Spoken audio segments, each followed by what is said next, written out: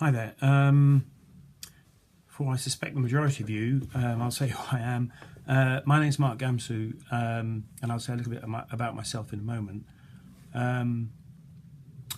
I would very much have liked to be with you today in London, but unfortunately I have to go to a funeral today, and as you, I'm sure, will understand, that is actually much more important to me. But I undertook to provide this short video, and that's what I'm going to do. So I'm afraid you're going to have to put up with me for about 10 minutes or so. A little bit about me. I've got a particular interest in the whole world of citizenship and health, and have been involved in that for many years in different ways. One of the things I do is I write a blog based on my experiences and what I've learned, called Local Democracy and Health, that I know a number of you have looked at or indeed commented on. I noticed that I'm down as being a citizen on the agenda, which was not my choice. I would just say, yeah, of course I'm a citizen, but in my terms, the citizen I am is I'm a citizen of the UK. I'm a member of the public. So I want to say four things. The first thing, and these are, I want to say something nice about NHS England. I want to say something critical about NHS England. I want to say something about patient and public involvement and engagement. And I want to suggest some actions going forward. So the first bit, the nice bit. One of the things that I was pleasantly surprised about, really, has been some of the quality of some of the strategies and documents that NHS England have produced over the years, and in particular the NHS 5-year forward view, which, although I have some criticisms of it, there are a number of things that I felt were refreshing to see in a national document produced by a government agency, and some of the things that I thought were that I liked were an honest assessment of some of the challenges that were facing the NHS, and again, an honesty about the consistent failure to really address health inequalities, a recognition of the importance of stronger engagement with the public, and a recognition also of that there was a need to have a much more stronger relationship with the voluntary and community sector. All of those things I thought were good. And hopeful. Criticism of NHS England, I'd have to say that despite these high-level ambitions, sometimes it hasn't felt like those have actually translated into practice at a local level. I live in Sheffield. We've experienced, I'm involved in a number of small voluntary organisations on their management committees.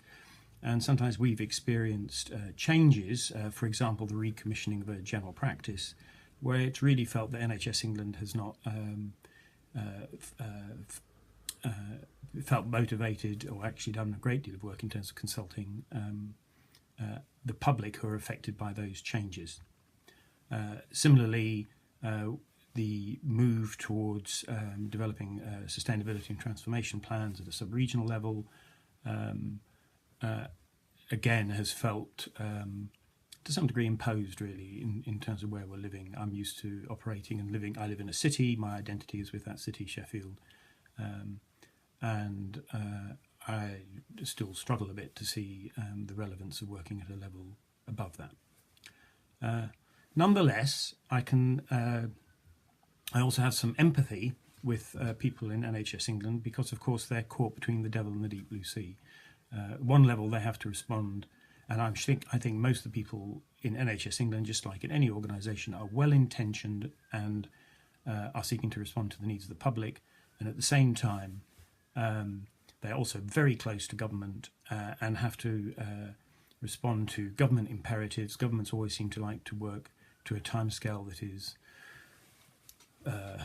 much quicker than sometimes feels appropriate, and particularly in terms of allowing members of the public to engage, understand, influence what's happening. So I have a great deal of empathy with NHS England staff. So the third bit is, I want to say, is around engaging and working with the public. One of the things that, and I think that this is something that is complicated, and it's complicated for a whole load of reasons. Some I've touched on to do with timescales. There's a whole load of people with different interests, with different skills, knowledge, ability. There's issues of power. And I think one of the things that concerns me is when people try to make it appear that complicated, diverse, sometimes it can be actually a tremendously positive, creative process, and people try to make it into something that is nice and simple and straightforward. And actually, I think a sign of a good democracy is one where there are lots of different ways to engage and influence, and there's an understanding by the people who are seeking to facilitate that process of the strengths and weaknesses of each of those mechanisms. And of course, and we see a whole load of different ways of doing that, from lobby groups through to lay members in the context of health and care, through to governors, through to patient reference groups, a whole range of different things, local health watch, and the management committees who are on that, and the volunteers who are involved, practice champions, health champions. There's a whole load of different things. And they all have a role and a value.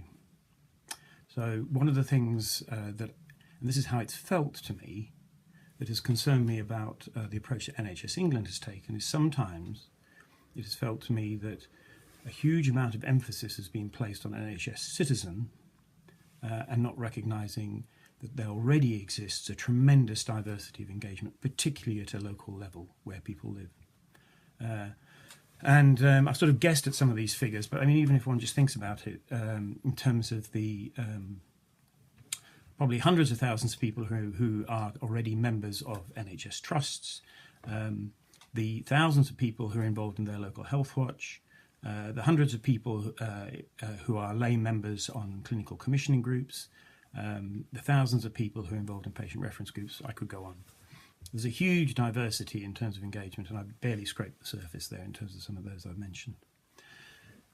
So I think that that huge diversity and those different roles and responsibilities need to be recognised. And NHS Citizen, as it has been to date, is one mechanism for engagement. So going forward, I just leave you with these thoughts. I think it would be great to see a more explicit strategy by NHS England that actually recognises that diversity, and part of that diversity and the respective roles of those, and included within that is the role of NHS Citizen. That strategy in particular needs to recognise the importance of the structures that are already in existence, whether that's local health watch, patient reference groups, new things that are being created. I'm aware in Bradford they have a people's board, for example. All of those sorts of things need to be recognised and engaged with and supported by NHS England. I also think that it would be tremendously helpful, and maybe NHS England do this already, if there was a more explicit programme of supporting and training their own staff about how they might better use better engage with the public in a variety of different ways, and indeed what their expectations should be there. Because I think they are key to this. And part of that, of course, is about ensuring that they are empowered to do so within that organisation. So I'm going to have to leave it there because I think I'm up to time. I'm genuinely disappointed at not being able to be with you, not least because, as I hope is apparent, I think the thing that's most exciting and creative is not listening to people like me talking, but groups of people coming together and ideas emerging from that, and I was hoping to be part of that today. Thank you for listening.